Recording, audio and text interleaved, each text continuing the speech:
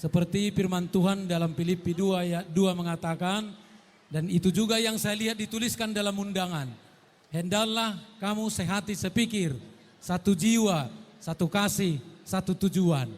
Ikon holong ni Kristusima, na mga rahut tamu, sahat rodi, saur matua, mernini, marnono, itupak asiniroha, ni nasihat Tuhata. Di pasu-pasu Tuhan mak keluarga manihuruk, di pasu-pasu Tuhan manang keluarga besar siahan.